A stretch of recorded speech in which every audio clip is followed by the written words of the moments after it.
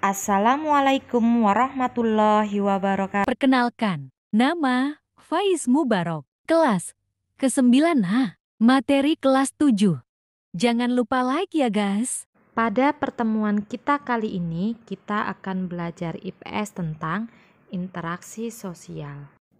Manusia disebut makhluk sosial karena ia memiliki gregariousness, yaitu suatu naluri untuk selalu hidup dengan orang lain. Dengan demikian, manusia harus berinteraksi dengan sesama anggota masyarakat. Bertemunya seseorang dengan orang lain atau anggota kelompok lainnya, kemudian mereka saling berbicara, bekerja sama, dan seterusnya untuk mencapai tujuan bersama. Kegiatan ini dapat dikatakan sebagai proses interaksi sosial.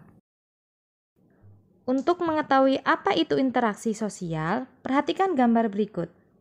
Gambar 1, terlihat dua siswa saling bersalaman. Ini termasuk hubungan antara individu dengan individu. Gambar 2, ada seorang guru yang sedang mengajar di kelas.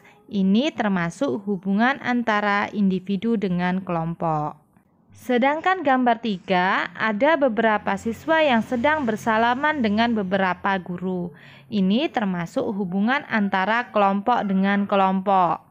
Dari gambar tersebut dapat disimpulkan interaksi sosial berupa hubungan antara individu dengan individu, antara individu dengan kelompok, dan antara kelompok dengan kelompok. Jadi, pengertian interaksi sosial adalah hubungan timbal balik antara individu dengan individu, individu dengan kelompok, dan kelompok dengan kelompok.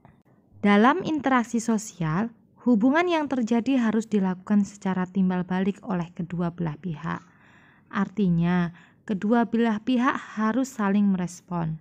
Jika yang satu bertanya, maka dia menjawab. Jika diminta bantuan, dia membantu. Jika diajak bermain, dia ikut main. 2. Syarat interaksi sosial. Interaksi sosial tidak terjadi begitu saja.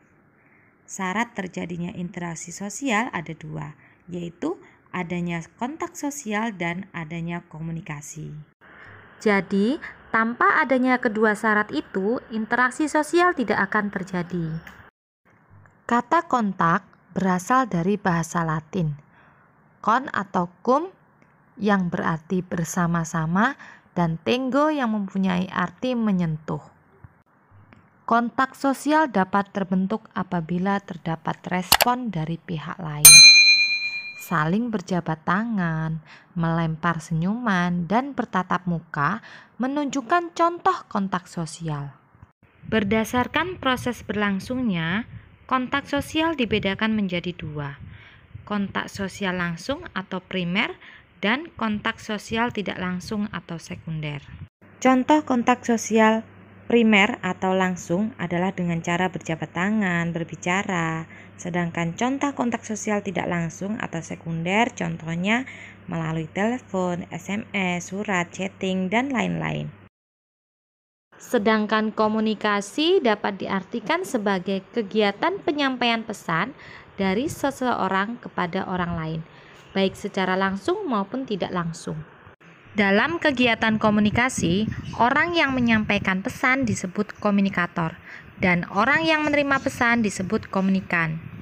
Contoh komunikasi adalah saat siswa bertanya kepada guru dan guru menjawab pertanyaan siswa, maka telah terjadilah komunikasi. Kontak dan komunikasi menjadi syarat yang penting bagi terwujudnya interaksi sosial. Misalnya, kita ketemu dengan orang Inggris lalu berjabat tangan. Orang Inggris berbicara dengan bahasa Inggris dan kita berbicara dengan bahasa Indonesia. Untuk itu, agar terjadi kontak dan komunikasi yang baik, kita harus mampu menyesuaikan diri dengan lingkungan sekitar. 3. Ciri-ciri interaksi sosial. Tidak semua tindakan manusia disebut interaksi sosial. Suatu tindakan manusia dikatakan sebagai interaksi sosial apabila memiliki ciri-ciri sebagai berikut. 1. Jumlah pelakunya lebih dari seorang, biasanya 2 atau lebih. 2. Berlangsungnya secara timbal balik. 3. adanya komunikasi antar pelaku dengan menggunakan simbol-simbol yang disepakati. Dan yang keempat, adanya suatu tujuan tertentu. Berlangsungnya suatu proses interaksi sosial didasarkan beberapa faktor, yaitu faktor imitasi, merupakan proses seseorang mencontoh orang lain atau kelompok. Misalnya, seorang anak perempuan bermain masak-masakan karena melihat ibunya pada saat memasak di dapur. B. Faktor sugesti, merupakan pengaruh yang dapat menggerakkan hati orang. Misalnya, seorang dokter yang memberikan saran kepada pasien, kemudian pasien tersebut akan mengikuti saran tersebut tanpa berpikir panjang. C. Faktor identifikasi, merupakan kecenderungan atau keinginan untuk menjadi sama dengan orang lain. Misalnya, seorang anak yang mengidolakan pemain bola, sehingga semua tingkah laku idolanya akan dilakukan. D. Faktor simpati, merupakan kemampuan untuk merasakan diri seolah-olah merasakan keadaan orang lain.